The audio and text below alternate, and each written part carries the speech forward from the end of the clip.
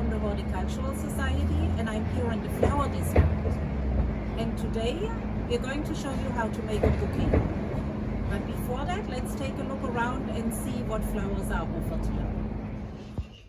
Today, we will be making a bouquet using dried materials. The flower district is a perfect place to find beautiful dried flowers and grasses as seen here. A dried flower is a flower that has been preserved by being left to dry naturally.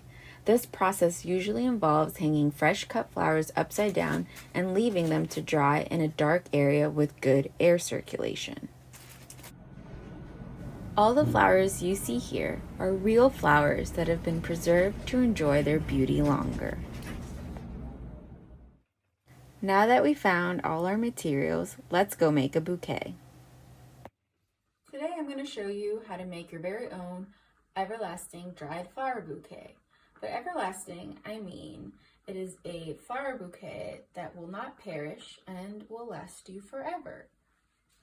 To make this bouquet, you're going to need a couple of things. You're going to need a pair of clippers, some scissors, some ribbon, color of your choice, and some twine.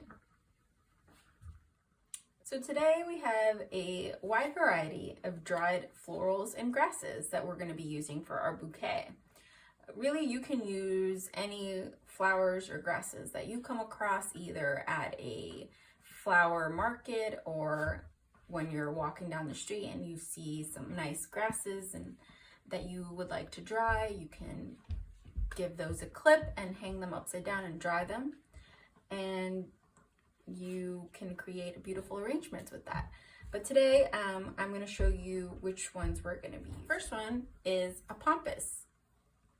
This pampas is going to be a nice background for our bouquet. We're also going to be using a king protea as our focal flower.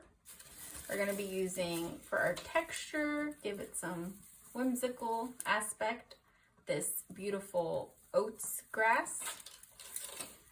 Then we're also going to add more filler. We're going to use this kind of mystery bush that I had foraged when I was in the woods. This beautiful straw flower that I grew in my backyard and then hung upside down to dry, and it dried pretty beautifully. This pink bunny tail, which is not natural, this actually was purchased at the flower district, and normally this grass is white or off-white, and what they do is they dye it pink to look like this. So I thought that would be a nice touch for arrangement. And last but not least, our gomphrena. This was also grown in my backyard, and I hung it up to dry, and now it looks like this. Start creating our flower arrangement. And we're going to begin with this pampas grass. But before we start this, I do want to let you know that the flower arrangement we'll be working with today, or what we're creating today, is going to be a front-facing floral arrangement, meaning that it is a one-sided arrangement. The back is going to be pretty flat, and most of the focus will be in the front. And this is probably the easiest way to make this arrangement. So we're going to start off with our pampas grass here. And you basically want to make a nice backdrop. You never want the flowers or the grasses to be the same height. You want them to be at different levels. So I'm going to do it like that. Then I'm going to grab some of my kind of mystery bush to create a little bit of more 3D effect.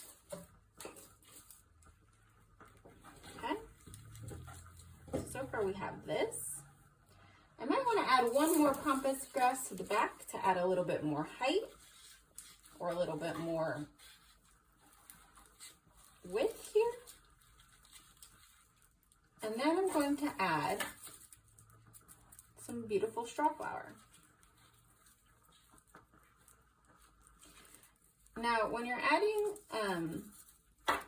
florals, like I said before, you don't want them to be the same height. So you see here we have different levels. I'm going to continue adding some more little flowers, such as this Gomphrena. It has a nice little pink to it. And again, you can just leave it on the table like this while holding it.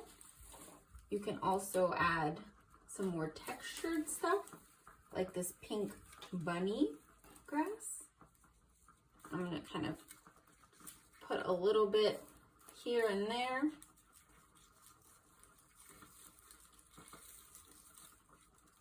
And then I'm going to add one more of these these straw flowers. So now I have almost like a kind of a triangle going on here. Then I'm going to add my focal flower, which is this Protea, more to the front. I kind of want it to be the star, and it has to be low. You want heavier, bigger items at the bottom. Look at that really quick. Okay. And as you're doing this, you can lay it on the table and kind of adjust what you think looks best. So, and don't be afraid. You can take out things if you feel like, oh, you know what, this doesn't actually work for me. I want to take this out. Like this is creating too much here for me. I kind of don't want it anymore. That's okay. And then you want to continue building. So I feel like this is really nice. And you know what? I love over here how there's a concentration of pink. So I'm going to continue adding some pink to the back. So maybe some taller stems back here. So now you can see some of that pink is back here and it kind of continues. And we have 1, 2, 3 straw flowers. And now I think I want to add a little bit of this beautiful grass, this oats grass.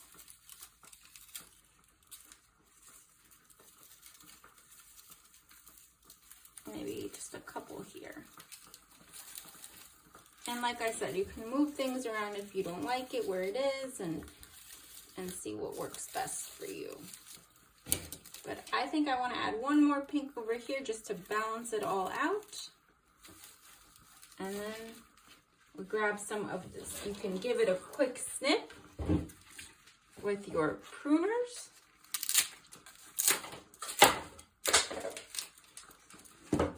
You want to grab some twine and long enough so that you can tie it around.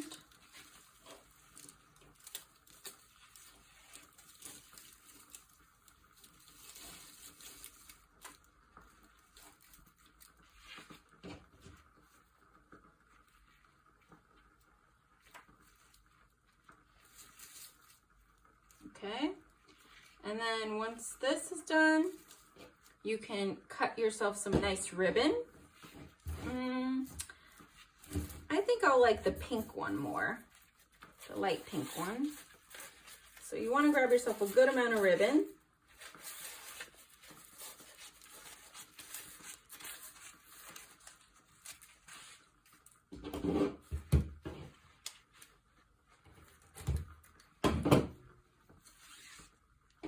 Pick up your bouquet. Lay it over. Give it a tie and create a nice big bow.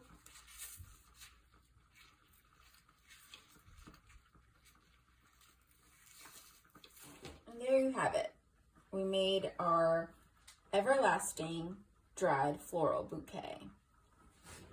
As you can see, most of the flowers are in the front and the back is flat. So this is a front-facing bouquet. You can add this in front of a wall would probably be best in your home.